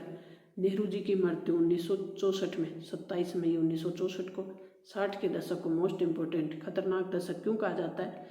क्योंकि नेहरू जी और उनके बाद शास्त्री जी राजनीतिक उत्तराधिकार का संकट पैदा हुआ 1962 में और 1965 में 2 पड़ोसी देशों से युद्ध हुए और अकाल, गरीबी, भूखमरी ये सब समस्याएं देश के सामने थी। अनाज का संकट बहुत बड़ा संकट था। नेहरू जी के बाद देश का प्रधानमंत्री कौन बना? लाल बहादुर शास्त्री। लाल बहादुर शास्त्री किन 2 चुनौतियों का सामना करना पड़ा? पाकिस्तान से युद्ध द्वारा पैदा हुई कठिनाई और सूखे की स्थिति, दोनों संकट इनके सामने थे। लाल बहादुर शास्त्री का प्रमुख नारा जय जवान जय किसान। जय जवान यानी सीमा पे जवान खड़ा था जो कि युद्ध लड़ रहा था, और किसान जो कि अनाज पैदा खेत में जुताई तो कर रहा था लेकिन अकाल के कारण अनाज पैदा नहीं हो रहा था। तो दोनों की हौसले का वर्धन करने के लिए जय जवान और जय किसान का नारा दिया। ताशकंद समझौता 10 जनवरी 66 को भारत और पाकिस्तान के मध्य। 1960 के दशक को खतरनाक दशक क्यों कहा जाता है? नेहरू जी और शास्त्री जी की मृत्यु। 1960 का दशक मतलब 60 से 70 के दौर में 10 साल के पीरियड को दशक कहते हैं। तो इस दौर में कौन कौन सी घटनाएं हुई? तो नेहरू जी और शास्त्री जी की मृत्यु हुई, अकाल पड़ा, फसल खराबी के कारण अनाज पैदा नहीं हो रहा था तो अनाज का संकट 1962 और 65 का पड़ोसी देशों से युद्ध। गैर कांग्रेसवाद क्या है? गैर कांग्रेसवाद मोस्ट इम्पोर्टेंट है। ये समाजवादी नेता राम मनोहर लोहिया द्वारा प्रस्तुत एक राजनीतिक विचारधारा थी जो मुख्यतः कांग्रेस विरोधी और सत्ता से कांग्रेस को हटाने की रणनीति थी। गैर कांग्रेसवाद राजनीतिक मुहावरा आया राम गया राम क्यों प्रसिद्ध हुआ और कहाँ का था? हरियाणा सरकार में एक मंत्री थे जो एक ही दिन में 3 पार्टियों को बदलते हैं, तो उसके आधार पे आया राम और गया राम का मुहावरा था वो चलन में आ गया। कांग्रेस सिंडिकेट से क्या तात्पर्य है? तो कांग्रेस के अंदर ही ताकतवर और प्रभावशाली नेता जिनमें के कामराज पाटिल, निज लंगप्पा और मोरारजी देसाई जैसे लोगों का समूह था, इसे सिंडिकेट के नाम से जाना जाता है। मोस्ट इम्पोर्टेंट है। पीवी पीरियड्स क्या है? तो भूतपूर्व राजाओं को, यानी जब देश आज़ाद हुआ तो 565 रियासतों में से इन राजाओं को आश्वासन दिया गया कि आपको घर बैठे ही क्या दी जाएगी, पेंशन दी जाएगी और विशेष अधिकार दिए जाएंगे, आप भारत में विलय हो जाओ। इनके विशेष अधिकारों को खत्म करने के लिए एक अधिनियम लाया गया 1971 में 26वें संविधान संशोधन द्वारा। उसको कहते हैं प्री पीरियड्स, यानी राजाओं के विशेषाधिकार को वापस लेना है, खत्म करना।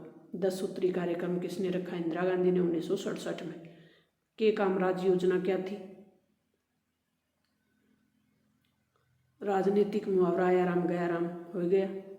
1972 के चुनाव में कांग्रेस पार्टी की भारी जीत का क्या कारण था?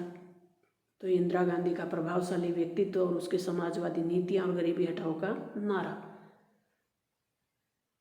राम मनोहर लोहिया समाजवादी नेता थे 1969 में। मोस्ट इम्पोर्टेंट है। 1969 में कांग्रेस पार्टी के विभाजन के कोई 2 कारण और कौन से राजनीतिक दल सामने आए? तो कांग्रेस आर और कांग्रेस ओ बनी। कांग्रेस आर जो कि इंदिरा गांधी का नेतृत्व कर रही थी, कांग्रेस ओ सिंडिकेट यानी के कामराज और मोरारजी देसाई जैसे नेता इसका नेतृत्व कर रहे थे। 1969 में राष्ट्रपति चुनाव में श्रीमती इंदिरा गांधी ने किस उम्मीदवार का साथ दिया था? वीवी गिरी का। और कांग्रेस का अधिकृत नेता कौन थे? नीलम संजीव रेड्डी। 1969 में कांग्रेस विभाजन के कारण बताने। Most important.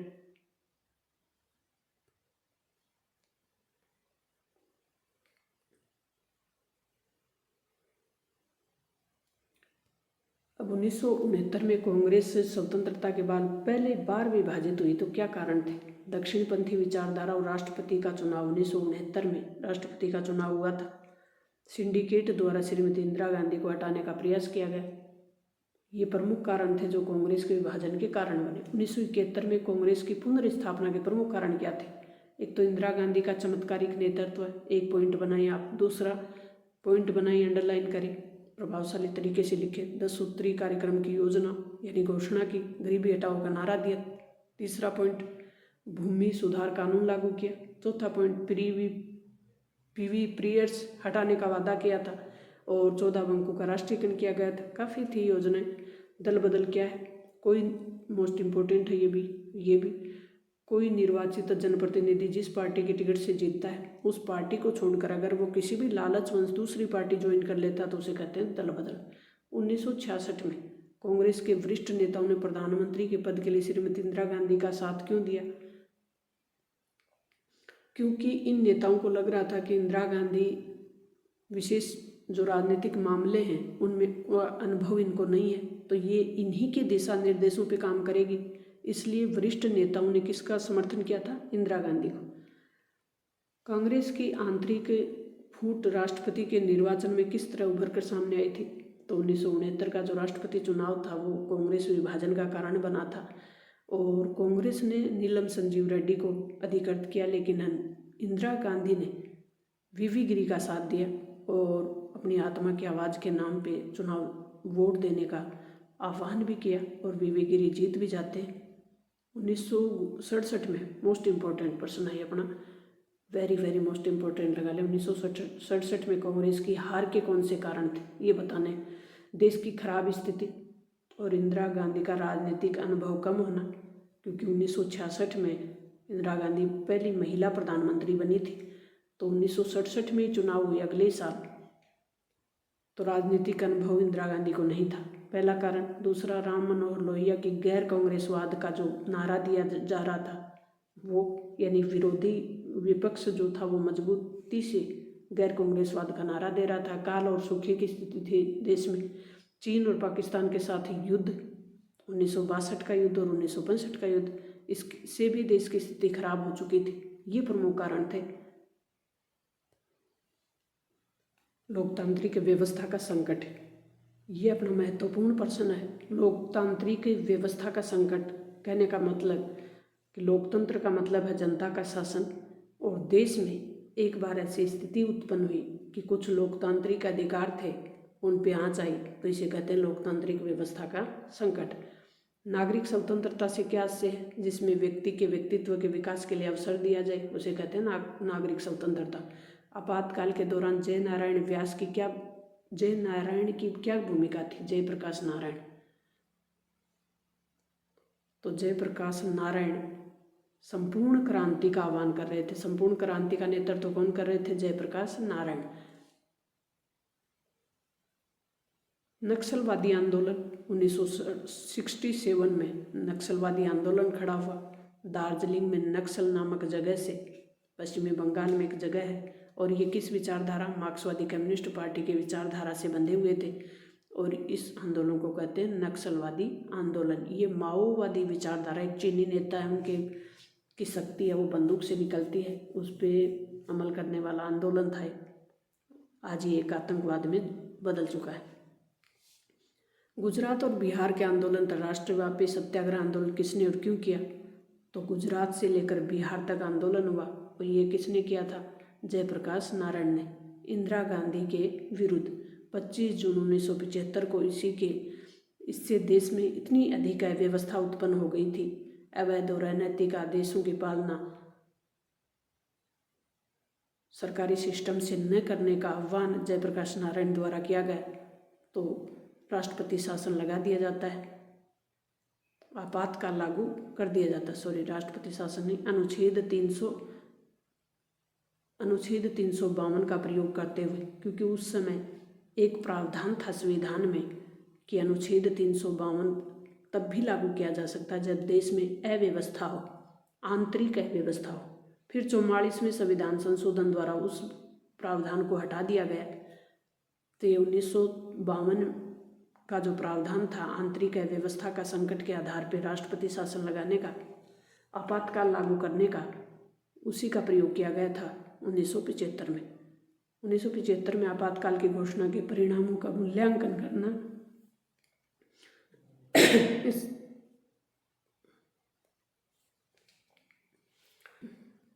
1975 में आपातकाल की घोषणा के परिणामों का मूल्यांकन करना मोस्ट इम्पोर्टेंट प्रश्न है। 1975 में आपातकाल लागू हुआ तो इससे नागरिक स्वतंत्रता तो प्रभावित हुई, पहला पॉइंट। दूसरा, इसमें संचार जो भी माध्यम थे वो भी प्रभावित हुए, उन पे सेंसरशिप लागू की गई थी। प्रेस और समाचार पत्रों की स्वतंत्रता पर भी रोक लगाई गई थी। 1975 में आपातकाल की घोषणा करते हुए सरकार ने इसके क्या कारण बताए थे? तो सरकार ने क्या कारण बताए? विपक्षी दल सरकार की नीतियों को काम नहीं करने दे पा रही थी, यानी सरकार को काम नहीं करने दे रही थी। बार बार धरने और प्रदर्शन हो रहे थे, सामूहिक कार्रवाई के कारण लोकतंत्र प्रभावित हो रहा था। तो इसलिए सरकार ने कहा कि ये आपातकाल लागू किया गया है। केशवानंद भारती वाद क्या था? न्यायपालिका का जो निर्णय था 13 जजों का, वो क्या था कि इसने संसद के संविधान में संशोधन की जो पावर है उस पर एक निर्णय दिया था कि संसद संविधान में संशोधन कर सकती है, लेकिन मूल ढांचे में किसी भी प्रकार का बेसिक स्ट्रक्चर में किसी भी प्रकार का संशोधन नहीं किया जा सकता, यानी मूल ढांचा प्रभावित नहीं होना चाहिए। 1973 में आया था केशवानंद भारती वाद। 1974 की रेल हड़ताल के बारे में बताना है।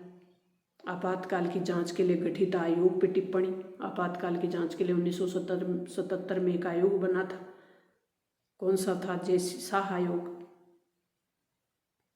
बिहार आंदोलन। प्रतिबद्ध न्यायपालिका से आप क्या समझते हैं? यानी जो सरकारी सिस्टम से बंद कर जो न्यायपालिका काम करे उसे कहते हैं प्रतिबद्ध न्यायपालिका। आपातकाल के संदर्भ में क्या विवाद है, आपकी नज़र में क्या आपातकाल का निर्णय आवश्यक या गैर जरूरी था, ये भी आपसे पूछा जा सकता है, तो आप इसको ध्यान से पढ़ें।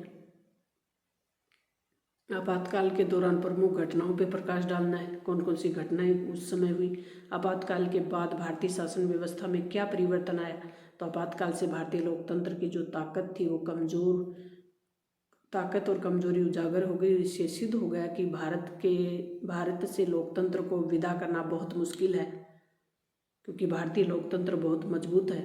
अब अंदरूनी आपातकाल सिर्फ सशस्त्र विद्रोह के आधार पर ही लागू किया जा सकता है। 44वां संविधान संशोधन करके ये तय कर दिया कि वह आंतरिक अशांति के आधार पर नहीं लगाया जाएगा, सिर्फ उसके स्थान पे सशस्त्र विद्रोह होगा या कोई बाहरी शक्ति कोई देश पे आक्रमण करता है तो लागू किया जाएगा, और वो भी किस कंडीशन में, मंत्रिमंडल की राष्ट्रपति को लिखित में सलाह दी जाएगी तभी। नक्सलवादी आंदोलन,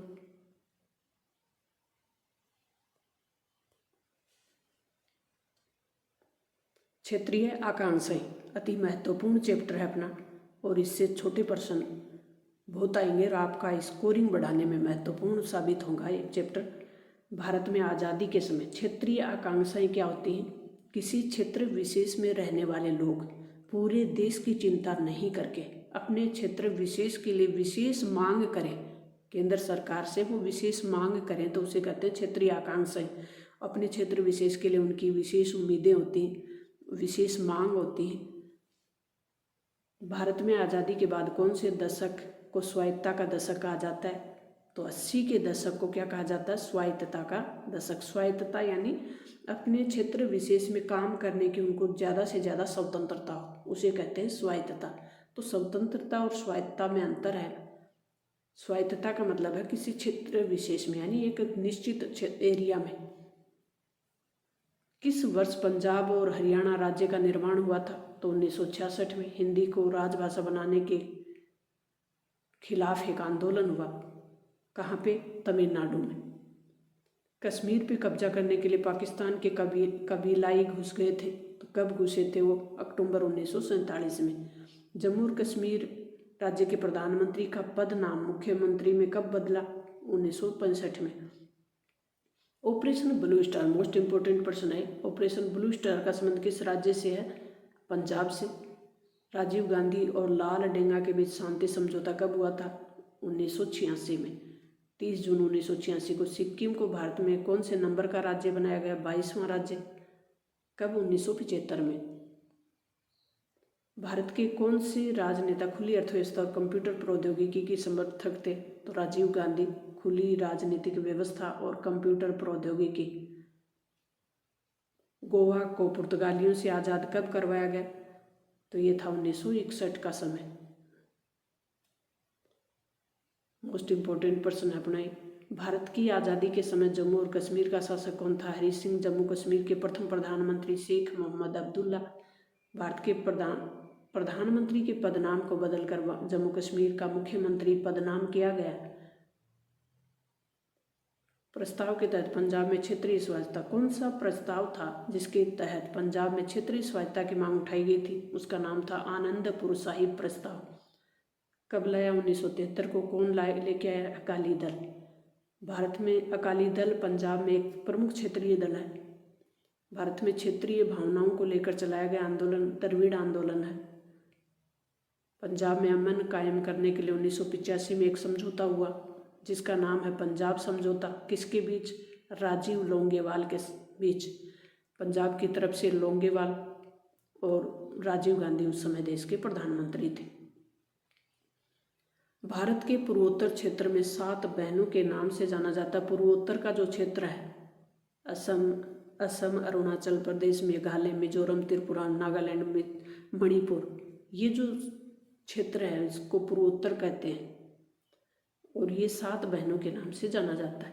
भारत के पूर्वोत्तर को दक्षिण पूर्व एशिया का प्रवेश द्वार भी कहा जाता है। जब उधर जाते हैं Myanmar, Indonesia, Malaysia, Philippines, Singapore, Thailand, तो उसको कहते हैं दक्षिणी एशिया। तो ये दक्षिणी एशिया का प्रवेश द्वार कौन है? पूर्वोत्तर। किस प्रकार की शासन प्रणाली क्षेत्रीयता को राष्ट्र विरोधी नहीं मानती है? लोकतांत्रिक। महाराष्ट्र की किस पार्टी ने गोवा को महाराष्ट्र में मिलाने की मांग की थी? महाराष्ट्रवादी गोमांतक पार्टी ने। भारत ने विविधता के प्रश्न पर कौन सा दृष्टिकोण अपनाया? लोकतांत्रिक।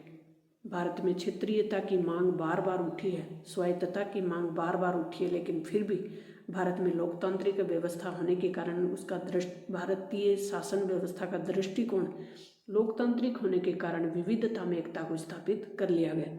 जम्मू और कश्मीर में सम्मिलित 3 राजनीतिक सामाजिक क्षेत्र कौन से हैं? जम्मू कश्मीर और लद्दाख। भारतीय संविधान के कौन से अनुच्छेद में जम्मू कश्मीर के लिए अस्थायी संक्रमणकालीन विशेष प्रावधान किए गए? 370 में। जम्मू कश्मीर राज्य की 2 राजनीतिक पार्टियों के नाम लिखने हैं, नेशनल कॉन्फ्रेंस पार्टी और पीपल्स डेमोक्रेटिक PDP जिसको कहते हैं। अनुच्छेद 370 को कब और किस अधिनियम द्वारा समाप्त किया गया? 2019 में, 5 अगस्त 2019 को।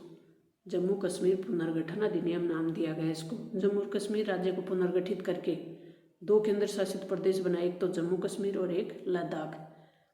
उत्तर हर दिन बढ़ता जाए, मोस्ट इम्पोर्टेंट प्रश्न है। उत्तर हर दिन बढ़ता जाए, दक्षिण दिन दिन घटता जाए, किस आंदोलन का लोकप्रिय नारा था? द्रविड़ आंदोलन का। द्रविड़ आंदोलन से किस राजनीतिक संगठन का सूत्रपात हुआ? द्रविड़ मुनित्र कड़गम का। द्रविड़ कड़गम का। पेरियार नाम से प्रसिद्ध द्रविड़ अस्मिता के उद्भव दक्षिण भारतीय राजनेता कौन थे? EV रामास्वामी नायकर। ये भी मोस्ट इम्पोर्टेंट प्रश्न है अपना। तमिलनाडु राज्य की 2 राजनीतिक पार्टियों के नाम लिखने हैं, द्रविड़ मुनित्र कड़गम DMK और अन्ना DMK AIDMK ऑल इंडिया अन्ना द्रमुक। मोस्ट इम्पोर्टेंट क्वेश्चन लगा ले, ब्लू स्टार क्या है? जून 1984 में।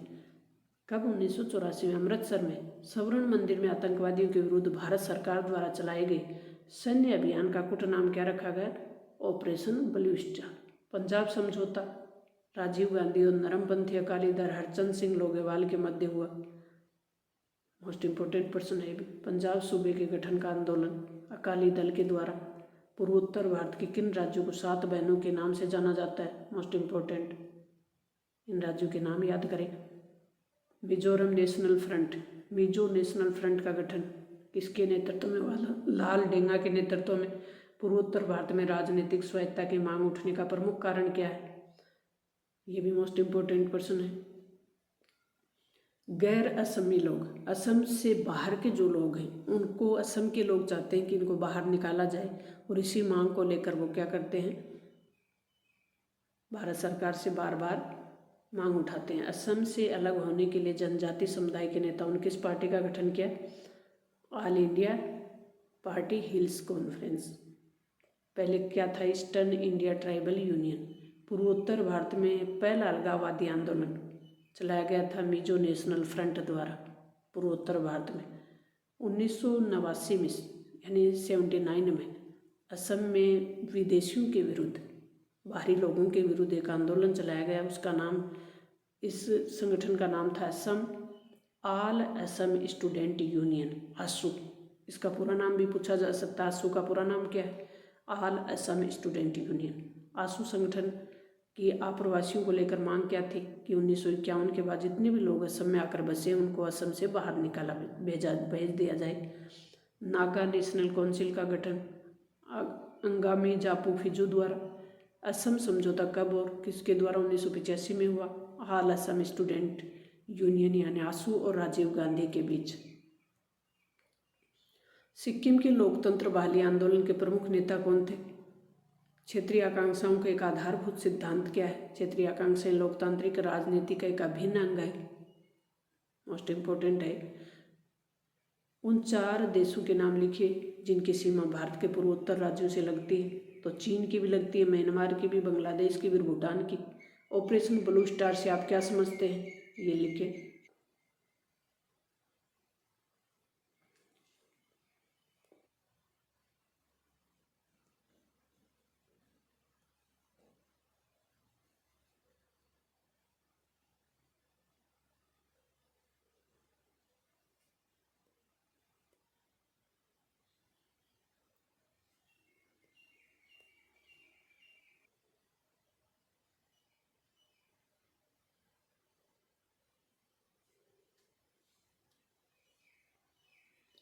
पंजाब समझौते में किन बातों पर सहमति बनी? मोस्ट इम्पोर्टेंट प्रश्न है। पूर्वोत्तर भारत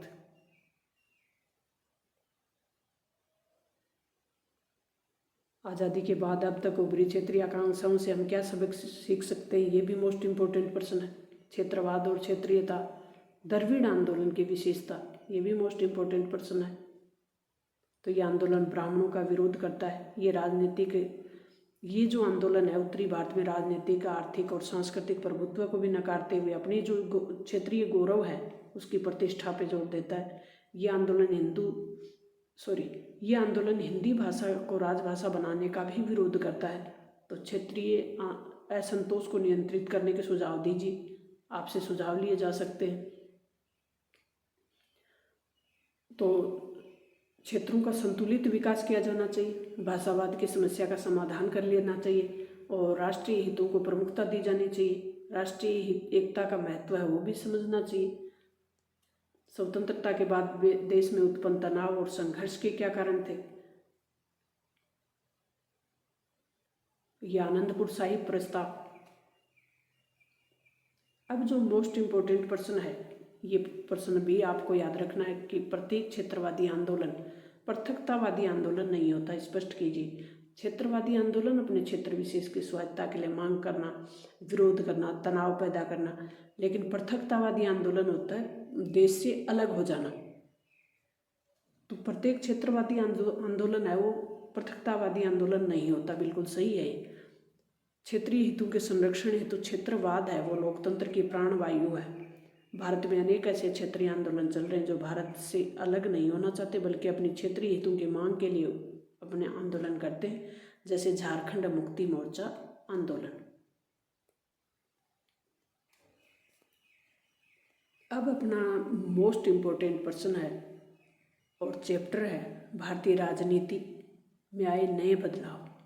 1990 के दशक के बाद भारतीय राजनीति में कौन से बदलाव आए, कांग्रेस किस प्रकार से प्रभावित रही और कौन से क्षेत्रीय दल उभर कर सामने आए, इसी चैप्टर में उन्हीं बातों पे हम अति महत्वपूर्ण प्रश्नों को भी हल करेंगे जो कि हमारी परीक्षा के दृष्टिकोण से महत्वपूर्ण है।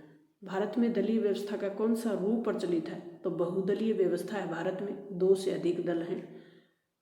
बहुदलीय व्यवस्था का सबसे बड़ा दोष है वो क्या है? कमजोर और अस्थिर सरकार होती है इसमें। इंदिरा गांधी की हत्या कब हुई? 31 अक्टूबर 1984 को। भारत में गठबंधन की राजनीति के युग की शुरुआत है वो कब से मानी जाती है?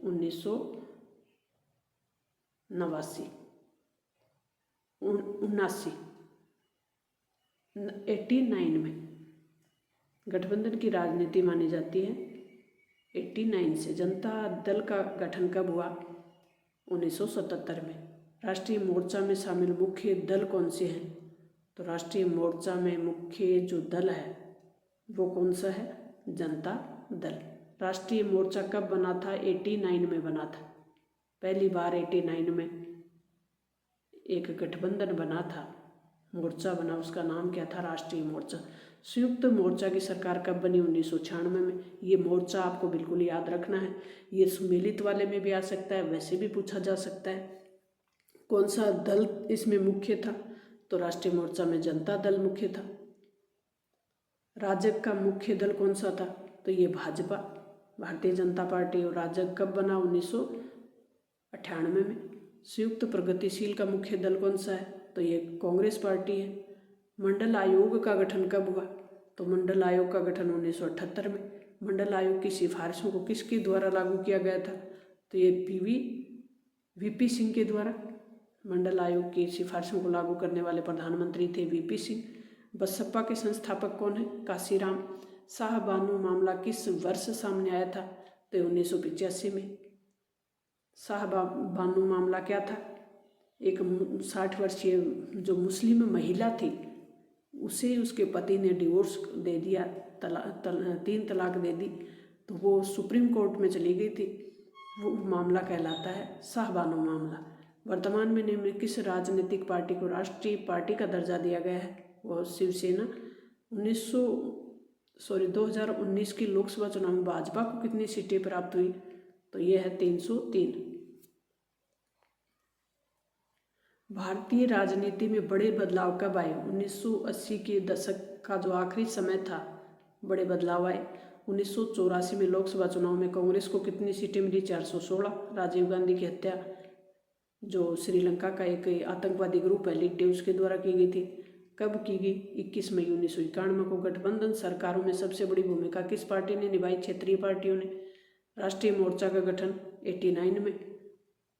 राष्ट्रीय मोर्चा की सरकार में किन दलों ने समर्थन किया? भाजपा और वाम मोर्चा ने। ये मोस्ट इम्पोर्टेंट है, बिल्कुल ध्यान रखें आप। भाजपा और वाम मोर्चा ने। राष्ट्रीय मोर्चा की सरकार में प्रधानमंत्री कौन थे? वीपी सिंह। राष्ट्रीय मोर्चा की सरकार को राष्ट्रीय मोर्चा के प्रधानमंत्री वीपी सिंह। संयुक्त मोर्चा जो कि 1996 में बना था, 96 में। कांग्रेस और वाम मोर्चा। अब देखो यहाँ दोनों जगह वाम मोर्चा है, लेकिन यहाँ भाजपा के साथ है और यहाँ कांग्रेस के साथ है, ये बिल्कुल ध्यान रखें आप। राजग का पूरा नाम क्या है? राष्ट्रीय जनतांत्रिक गठबंधन यानी नेशनल डेमोक्रेटिक अलायंस, एनडीए जिसको बोलते हैं। राजग का गठन है वो कब हुआ? 1998 में। संयुक्त प्रगतिशील का पूरा नाम क्या है? यूपीए का यूनाइटेड प्रोग्रेसिव अलायंस, संयुक्त प्रगतिशील गठबंधन। संयुक्त प्रगतिशील का गठन कब हुआ? 2004 में। मंडल आयोग का वास्तविक नाम दूसरा पिछड़ा वर्ग आयोग। मंडल आयोग की सिफारिशें कब लागू की गई? 1990 में। मंडल आयोग की सिफारिशें लागू करने से संबंधित मुख्य केस कौन सा था? इंदिरा साहनी केस का संबंध किससे है? मंडल आयोग की सिफारिशों को लागू करने से। वाम सेफ का गठन मोस्ट इम्पोर्टेंट है, 1978 में बना। बहुजन समाज पार्टी का गठन 1984 में। भारतीय जनता पार्टी का निर्माण कब हुआ? 1980 में। 6 अप्रैल 1980 को बनी थी बीजेपी।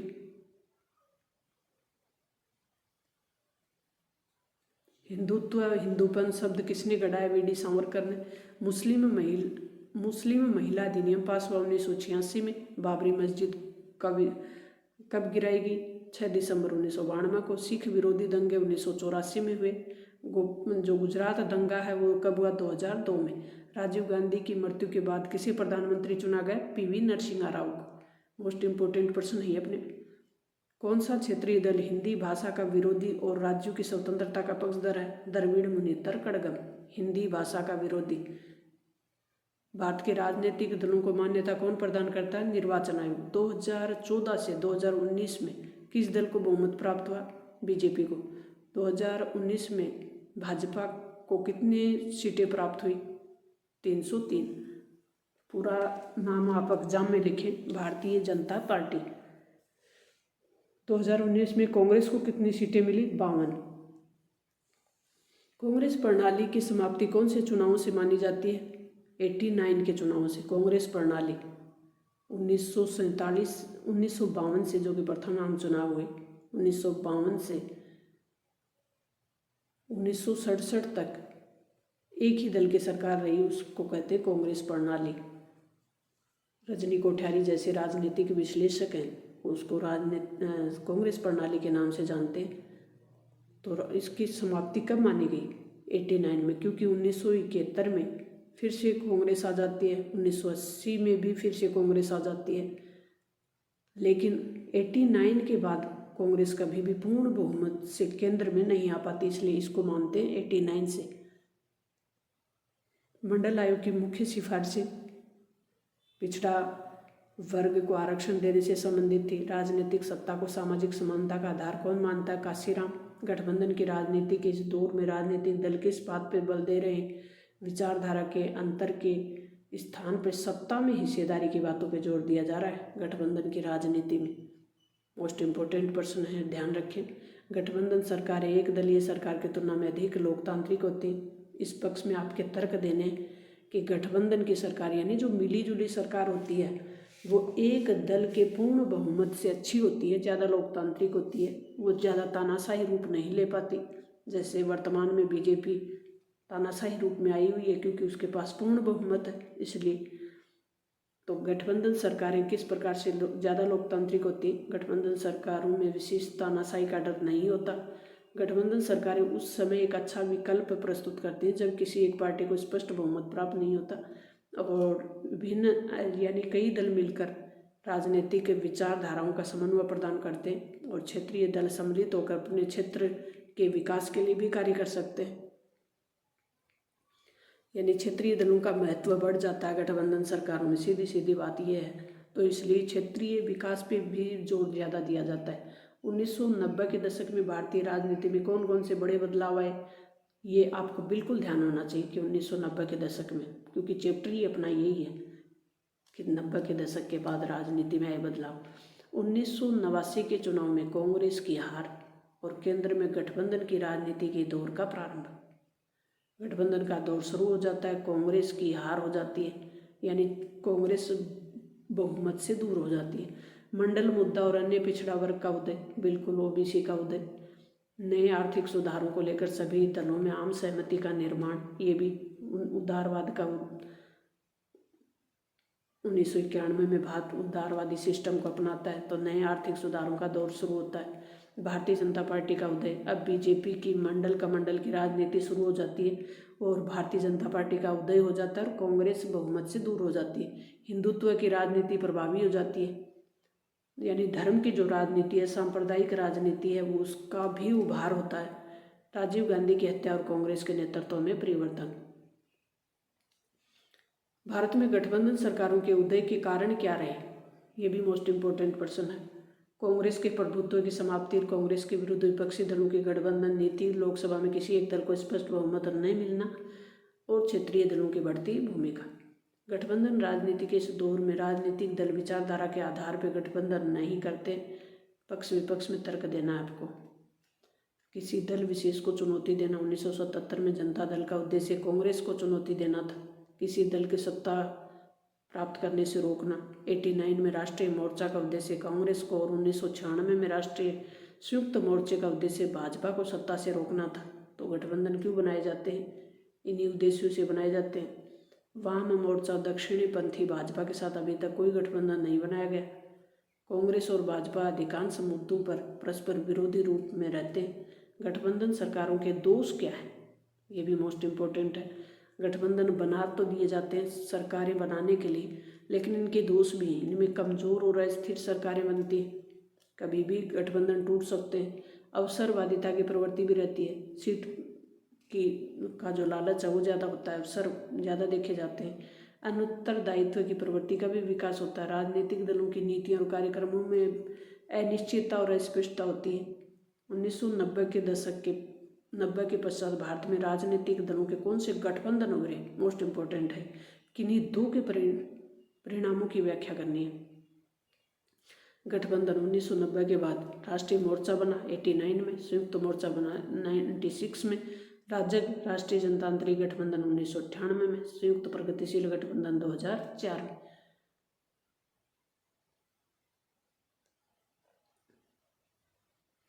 कांग्रेस के प्रभुत्व का दौर समाप्त हो गया, इसके बावजूद भी मोस्ट इम्पोर्टेंट प्रश्न है, कांग्रेस के प्रभुत्व का दौर समाप्त हो गया लेकिन उसके बावजूद भी भारतीय राजनीति, कांग्रेस का असर लगातार कायम है भारतीय राजनीति में। तो आप इस कथन से सहमत हैं या नहीं हैं, इसके पक्ष में तर्क देने हैं। आप सहमत हैं तो पक्ष में तर्क देने। तो कांग्रेस वर्तमान में भी दूसरी सबसे बड़ी राष्ट्रीय पार्टी, बिल्कुल सही। कांग्रेस द्वारा निर्मित संयुक्त प्रगतिशील 2004 से 14 तक सत्ता में रही, ये भी सही है। वर्तमान में कांग्रेस संपूर्ण विपक्ष का नेतृत्व करने वाली पार्टी, ये भी सही है। राष्ट्रपति, उपराष्ट्रपति और राज्यसभा चुनाव में भी कांग्रेस महत्वपूर्ण भूमिका निभाती है, ये भी बिल्कुल सही है। मंडल मुद्दा क्या था समझाइए। तो 1990 के दशक में राष्ट्रीय मोर्चा की सरकार ने मंडल आयोग की सिफारिशों को लागू किया और पिछड़ा वर्ग को आरक्षण दिया। इसे क्या कहते हैं, मंडल मुद्दा। कमंडल मुद्दा क्या है, मंडल और कमंडल का मुद्दा 90 के दशक में उठा था। मंडल मुद्दा ओबीसी को आरक्षण, कमंडल मुद्दा धर्म का मामला। मंडल आयोग को विस्तार से समझाना है। मंडल आयोग की सिफारिशें और समाज और राजनीति पे उसका प्रभाव, तो ये भी आपको देखना है, पॉइंट आपको देखनी। एक नई सहमति का उदय, ये भी वर्तमान में किन किन मामलों को लेकर राजनीतिक दलों में व्यापक सहमति है। तो नई आर्थिक नीतियों को लेकर सहमति है। पिछड़ी जातियों को सामाजिक और राजनीतिक दावे की स्वीकृति माननी पड़ेगी। ये भी है देश के शासन में प्रांतीय दलों यानी क्षेत्रीय जो दल हैं उनकी भूमिका को भी महत्व दिया जा रहा है। तो ये नई सहमति का उदय हुआ है। सर्वसम्मति की राजनीति, इनमें मिलान करना है। जाति आधारित, पर्सनल लॉ और लैंगिक जो न्याय है और क्षेत्रीय पार्टियों की बढ़ती ताकत है। तो सर्वसम्मति की जो राजनीति है वो आर्थिक नीति है, यानी उदारवाद का उदय हुआ। उदारीकरण, उदारवाद नहीं, उदारीकरण, यानी 1991 में भारत ने नए आर्थिक संबंध, अपनी जो अर्थव्यवस्था थी उसको विश्व की अर्थव्यवस्था के साथ खोला। उस पर सभी सहमत है, तो सर्वसम्मति बनी। जाति आधारित अन्य पिछड़ा वर्ग के लिए बना। पर्सनल लॉ और लैंगिक जो न्याय है वो शाहबानो केस में। क्षेत्रीय पार्टियों की बढ़ती ताकत गठबंधन सरकारों में। भारत की मौजूदा दलीय व्यवस्था और द्विदलीय व्यवस्था से अधिक उपयुक्तता कथन के पक्ष में तर्क देने हैं आपको। भारत में बहुदलीय व्यवस्था है, बिल्कुल सही। 2 से अधिक दल हैं, भारत में कई दल हैं। द्विदलीय व्यवस्था से अधिक उपयुक्तता, द्विदलीय व्यवस्था कहाँ है? ब्रिटेन और अमेरिका में। इस कथन के पक्ष में तर्क देना है कि ये ज़्यादा अच्छी है। तो भारत में अनेक लोगों का मानना है कि भारत में ब्रिटेन और अमेरिका की भांति द्विदलीय व्यवस्था होनी चाहिए, किंतु भारत में मौजूद जो बहुदलीय व्यवस्था है वो द्विदलीय व्यवस्था से अधिक उपयुक्त है। क्यों? क्योंकि इसमें भारतीय राजनीति सभी वर्गों के हितों का प्रतिनिधित्व तो मिल जाता है। मतदाताओं को चयन के अधिक विकल्प मिलते हैं और बहुदलीय व्यवस्था में राष्ट्र के 2 गुटों में विभाजित होने का डर नहीं रहता। तानाशाही स्थापित नहीं हो पाती। बहुदलीय व्यवस्था में व्यवस्थापिका में अनेक विचारधाराओं को प्रतिनिधित्व मिल जाता है। तो ये अपने मोस्ट इम्पोर्टेंट अपनी पूरी की पूरी स्वतंत्र भारत में राजनीति की जो अपनी बुक है उसको हल किया। मुझे उम्मीद है कि यहाँ से अगर आपने ध्यान से सुना है, ध्यान से समझा है और इसको दोबारा समझ लिया तो आपका कोई भी प्रश्न गलत नहीं होगा। Thanks, all the best.